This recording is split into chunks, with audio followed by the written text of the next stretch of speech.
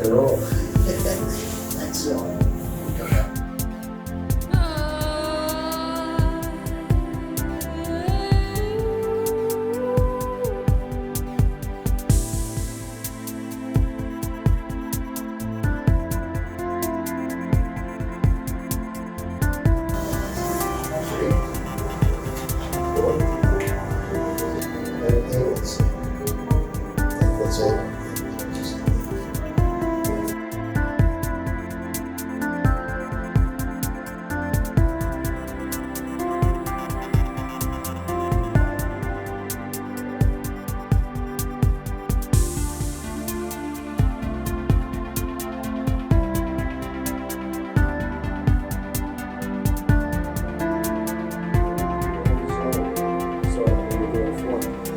The idea of form is trying to teach you these elements of a real fighter, a fighter that really is experienced and seasoned. That is, when I do this, I'm letting go. I'm shutting down the muscles that I don't need, so it makes me more stable.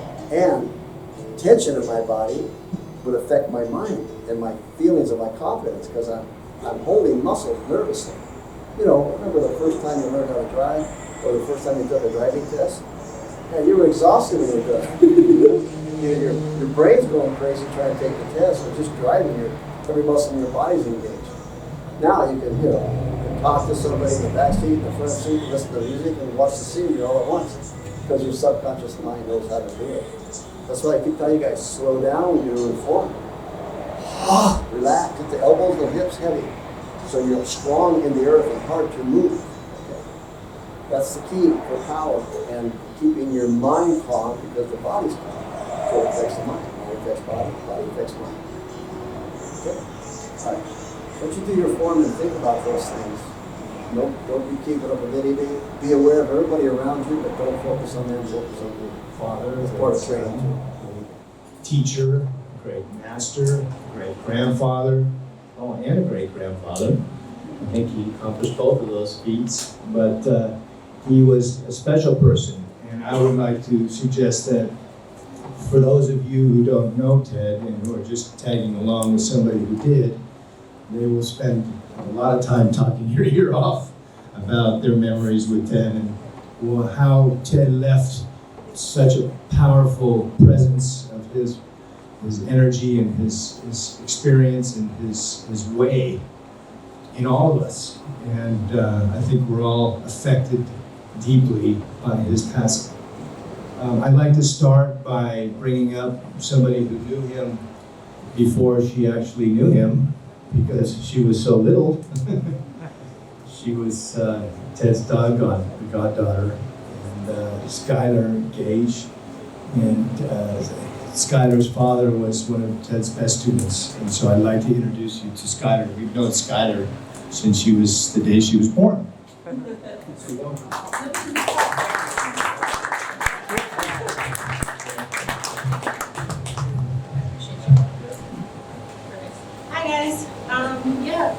My dad studied with Ted before I was born. 5 days old, I was in that corner, locked off by, random bags and boxes and whatnot, trying to block off the baby so they can still have black belt class. And I always escaped, always, like a true kung fu person. But yeah, I was very, very blessed to have an amazing father that chose to give me an amazing godfather. When my dad passed, Ted really just stepped up and was such an amazing force in my life, and every single person in my life knows exactly who he was. And they were, he would come to my dance shows, he would come to barbecues, he would come to my work and try to help me sell stuff. He was always there for me. And one thing that he did, one thing about Ted is he felt very, very deeply.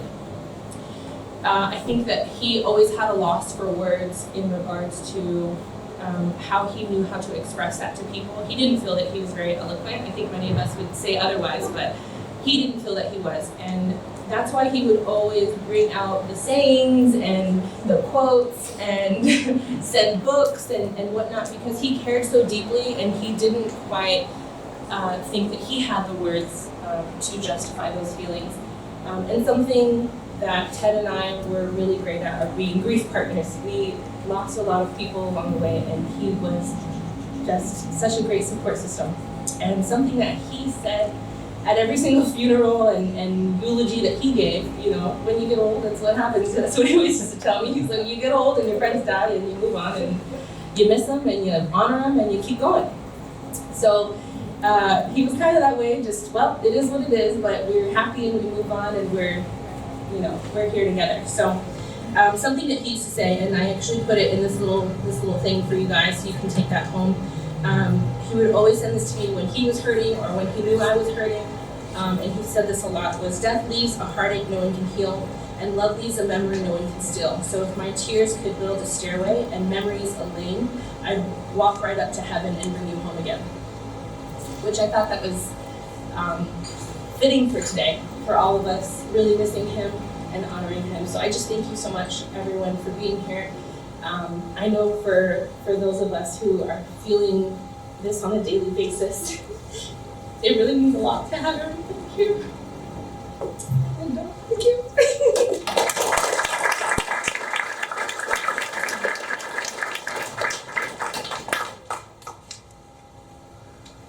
Thank you, Skylar. It's not easy getting up here talking like this, is it? Yeah, but we're comfortable people, so we do what we gotta do. Anyway, now we're gonna have one of Ted's family members come and speak. So Jessica Sparta, if you would mind. I'm sorry if I didn't pronounce that properly, but if you could correct me. Jessica Sias. Let's keep it simple. Here you go, Jessica.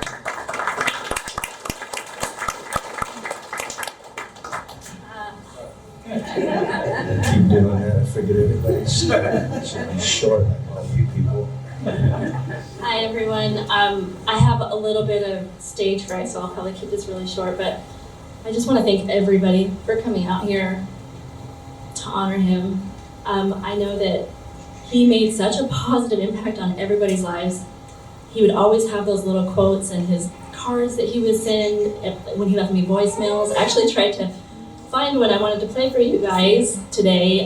So on my drive here from Las Vegas, I played all the voicemails, and the only one I could find, he said, the quote was, "Try not to stub your toe this week, because you'll have a better week." And so I couldn't find one that was really moving, but that one actually captured his goofiness. You know, he always giggled and said, "All right," and "hun," and you know, and if you ever got a card from him, you knew that he would write in pen and then he'd go over it in Sharpie. And so he had his little things that were just totally him. But he made such a positive impact on everybody, and I think that you live forever when you make a positive impact on somebody and they pay it forward, and that person pays it forward. So in a way, he's immortal. He's going to live on all the positive things that we do for everybody else, and he'll go on forever and never be forgotten. His impact will last on earth forever. So thank you. Thank you, everybody.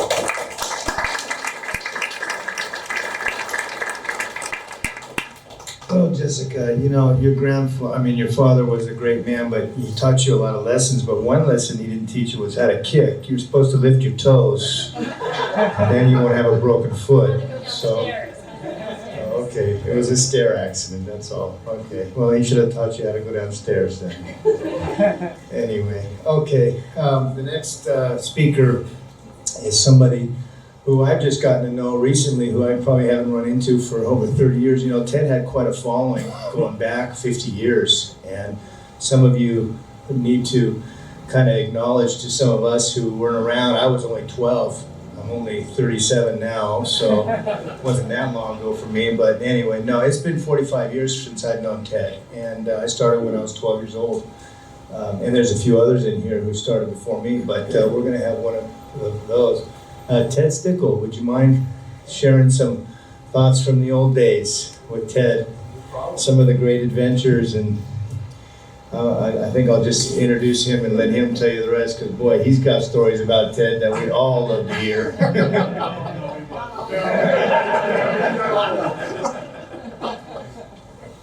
Welcome, thanks for coming, everybody. I've known Ted since I was a little boy. My father left when I was 13, my mother passed when I was 16, and Ted kind of stepped in. And he's been in my life, and he's here right now with me and with you. I'm looking at his legacy, all his students, everybody that loves him. He was, that's how you can judge a man, how people love, how other people feel about it. I've never heard anybody say a bad thing about Ted. Oh, literally, everybody says, jokingly, but seriously, no.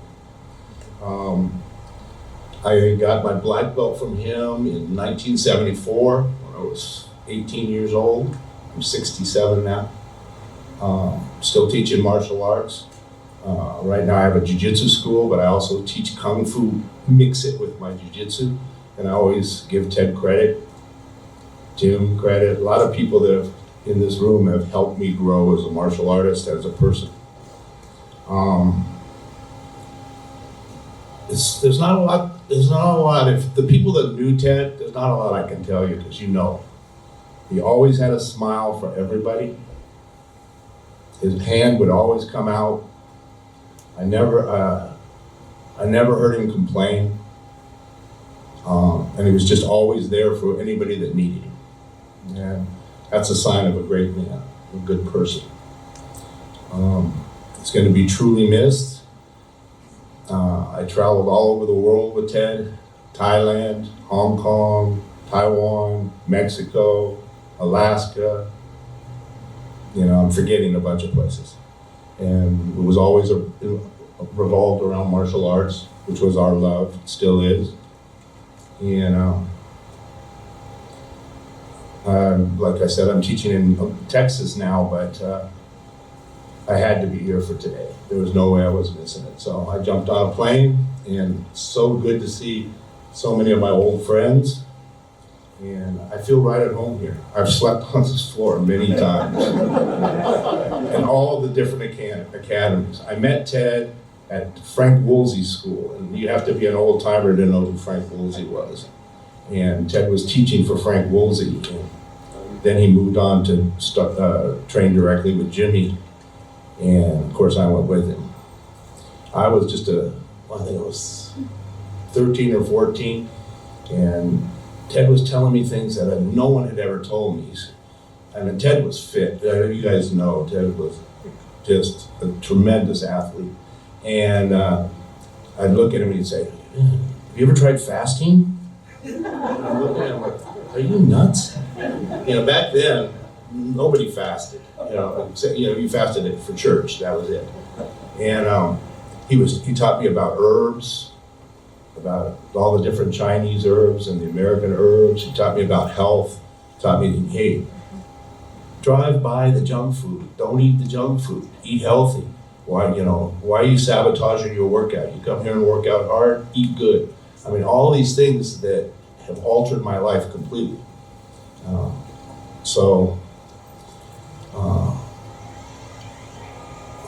Giving all glory to God, I know Ted's at peace, and he's where he should be, in heaven. And there's a little bit of him in all of us that have met him, and there always will be. And hopefully we can keep his legacy not just in our hearts, but we can keep it moving and give it to the next generation. So thank you for coming. God bless you all. And I miss you, Ted.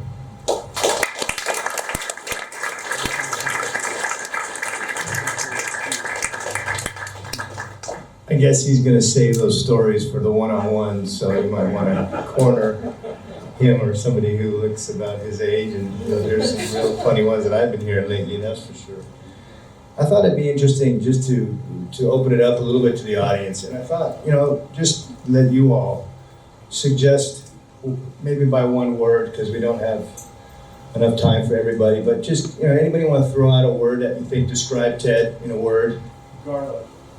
Garlic. Ginseng, there you go. What was that? Wise. Serene. What was that? Stud. Oh. Take responsibility for your actions. Responsible. Responsible. Spartan. That was one of his favorite, no doubt. Stubborn.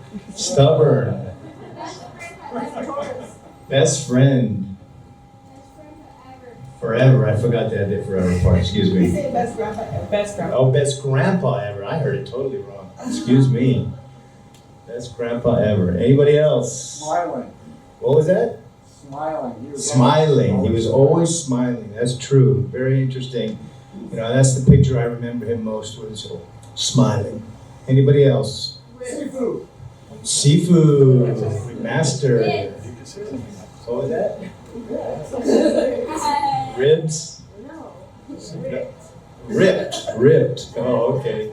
Ted liked his rock and roll music. Oh, he was a rock and roller. Well, that pretty much covers a good list, but there's many words out there that could describe Ted. Those are all wonderful ones, and they're all positive. I didn't hear anybody say anything like we all know one little thing about Ted. When you get to know Ted, you know, I tell you a funny story. If any of you ever got, my word would be picky, because we used to go out to lunch and dinners a lot, because I used to see Ted 3-4 times a week. And when you went with Ted to, for example, the California Pizza Kitchen, he orchestrated a meal. I mean, it was, I'll take the chicken barbecue pizza with double the chicken. I want the side of barbecue sauce, and I want an extra serving of potatoes on top of my asparagus.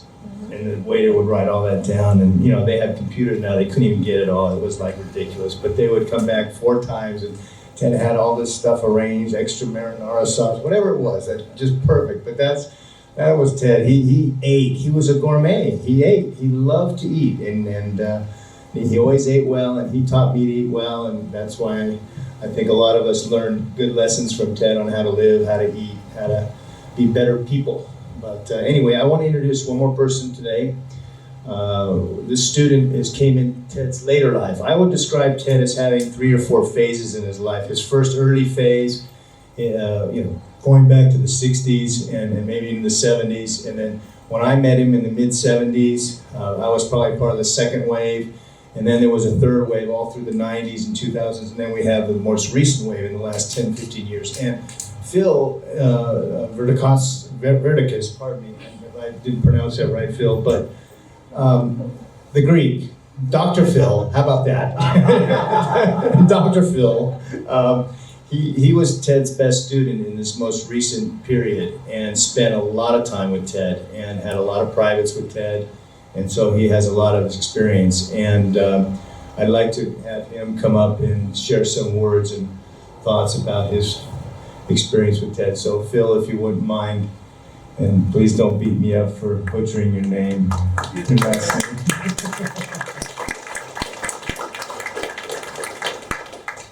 I never call him that. I just call him. If you lower the microphone, I won't beat you up. I just call him Phil. I mean, I don't know. It was a close call. No, I want to thank Master Ted's family and Skylar for giving me the privilege of representing the Kung Fu Sansu School of Huntington Beach.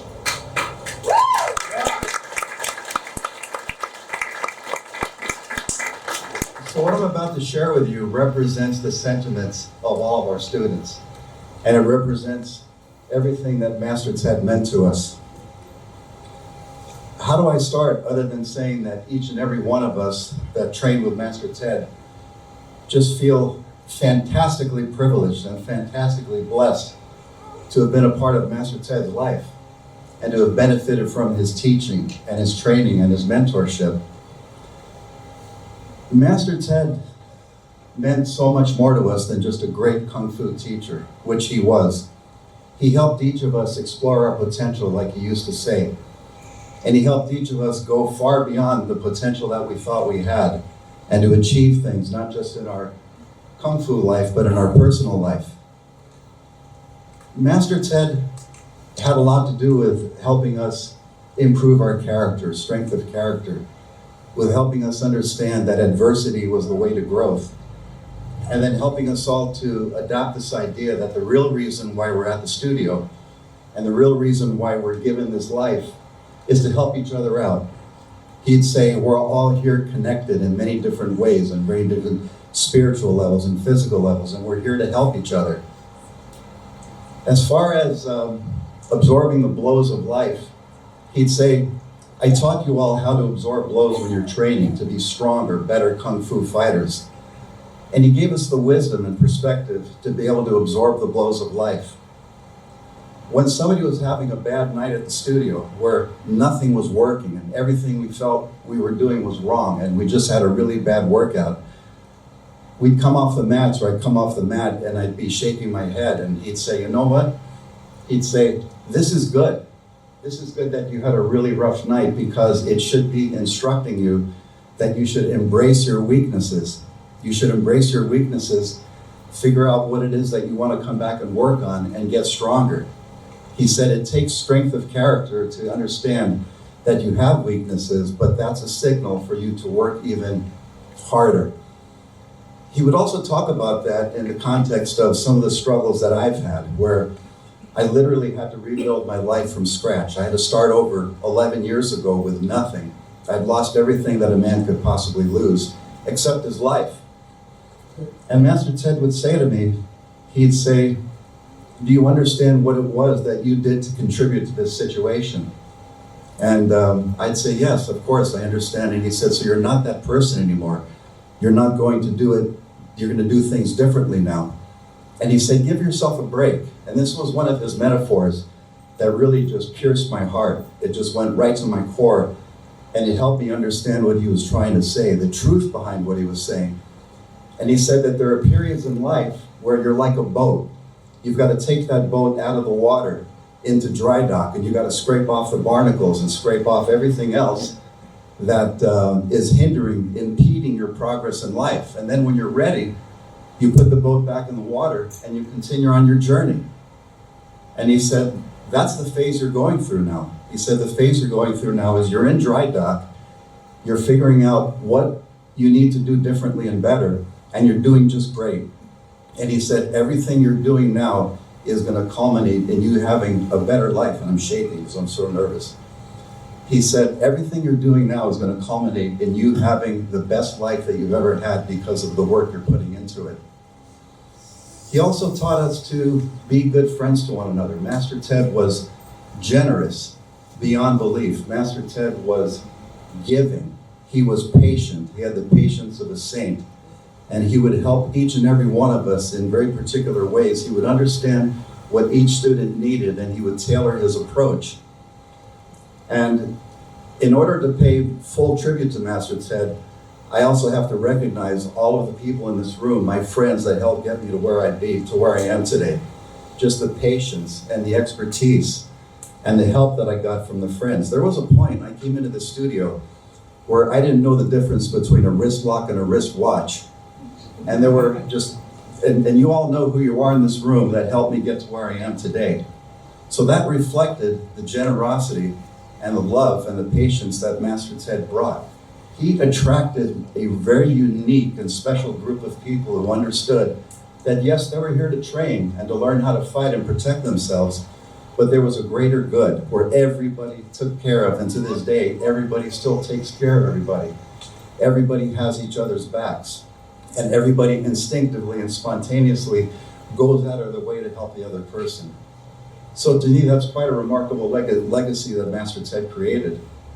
And to continue that legacy, there's a group of people here that will continue to train, because Master Ted would say, don't give up on training. If it's difficult, if you hit a phase where it's difficult, then all the more reason to stick with it. That's what makes it more valuable, because it is difficult and you're going to get there. You're going to get there and get to the next plateau.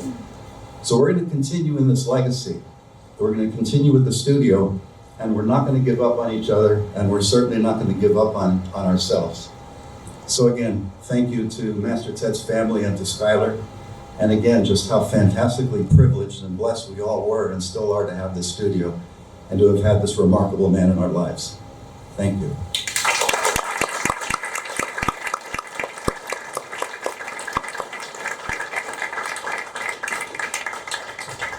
Well, you didn't make it very easy for me to come back and grab this mic and talk, Phil. That was beautiful. I'll tell you. I'm sorry, somebody saying something? Can I add something to? Please, I think somebody would like to add something special at the moment. So most,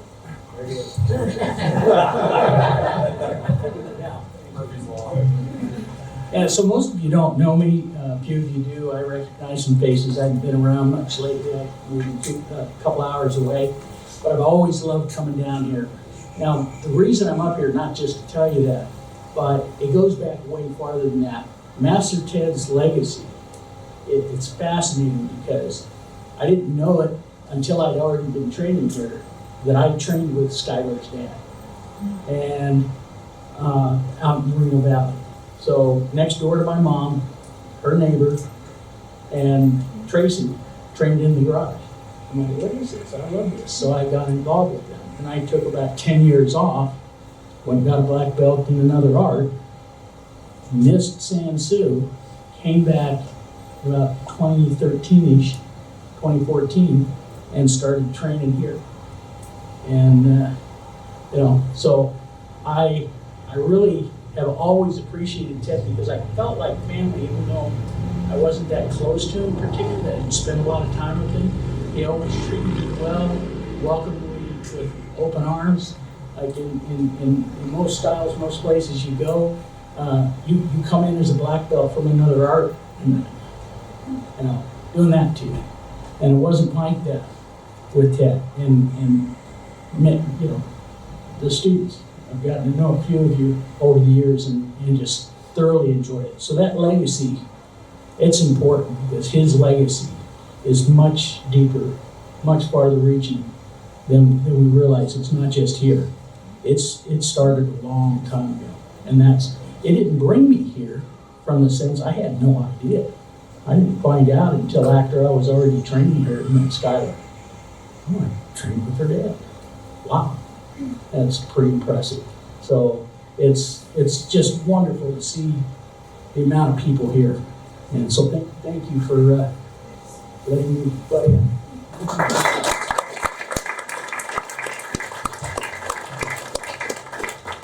There's a lot to say about Ted. I'm sure we can line you guys up around the building, but it would take a while, so we're going to sort of wind it down. But the last things I wanted to share with everybody is some people have been asking, so what's next? And there's a lot of what next to consider. One is the art, one is Ted's legacy, one is the studio, one is our ability to train and just to remember Ted and so forth. So we've sort of been working on a plan. And basically what Ted wanted is he wanted to keep this studio. So we're going to do that. Real simple, full stop. So for those of you who would like to contribute and help a little bit, you're welcome to. We are here for you. The information is here. It will be collected. It will be digitized. You'll have access to all the wonderful things that Ted taught. To those of you who train, who want to train regularly and are in the neighborhood, those who live outside the area and come by or want to come by periodically, you're welcome to come by. That's how we're going to run it. We're going to make it a family. We're going to use what Ted gave us and keep it together. So we hope that all of you can contribute a little bit. And those that have been able to so far, we've had quite a job in the last 6 weeks. I'd like to thank you.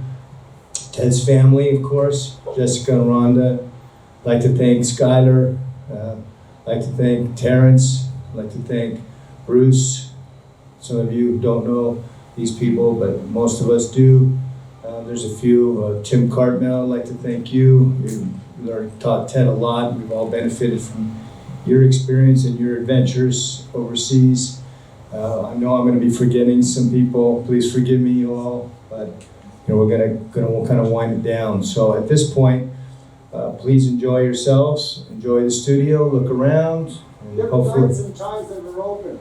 Well, times are open. We'll be, at this point, a couple times a week during the week on Tuesday nights and Thursday nights from 6 to 8:30, and then on the weekends, we usually start around 10 to around 12:30. So that'll be the continued schedule, and there'll be more information. There's a website, and for those of you who can leave your names and addresses up front, we'll be in contact with you. We'll also be having a reunion like this once a year, so you can sort of put that on your calendar, and we'll look forward to celebrating Ted at least once a year. And then during the year, we might have some special opportunities and little occasions and things like that we'll kind of inform you of, and just try to keep us all together, a little bit connected through Ted. But anyway, let's all thank Ted. God bless you. We miss him. We hope to see him again in the next version of whatever this existence is, and we will think of him and honor him for our rest of our lives.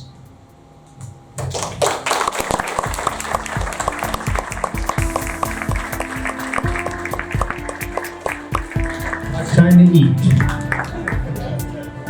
Let's eat. Sitting around here, guys just walk like rope. That's it. It only takes one time to live your life. Anyway, so you want to be aware. So your eyes are the best thing you have. Your ears come in pretty important too, but mainly it's your eyes. Be aware of what's going on. And always a confident look. You look over there, I'm really watching you and you. I don't need to look at you. I need to just look in one direction. My scan is quite big. So I look over there, done, good. You stay relaxed, you're confident. People won't bother somebody unless they walk into their car like this, not paying attention to their surroundings. You get in the car, you're a lady, you get in the car, the smartest thing to do before you put that seatbelt on, let's just start that engine and be ready. Then you put the seatbelt on, the door's locked, in that order. And that order works pretty good. So you always think, how can I do things better? Where do I keep my clubs in my house? Even this studio, you guys see all these weapons in here? I got more on the office. I get somebody to come up into the car, I'll whack him in the head. You come into my studio, you want to try to threaten me or threaten somebody here, you're going to get popped on the mouth. And they call the police and paramedics to make sure you're okay. Don't come into this plane thing, you're not going to fight back. We're like a beehive. Big killer bees that get into a beehive and they're killing bees. They got warriors in there come out and start fighting. They may take 10 for every one they lose, but they're going to fight and fight until they can't fight no more, just like you. Keep your heart strong, keep your mind focused on your rights. You're on this planet, nobody's going to bother you. If they bother you, they're going to get in trouble. Okay? So you have that attitude, it shows when you look at people, how you carry yourself. The brain and the feeling affects the whole body, how you carry yourself. All right. Stop the roll.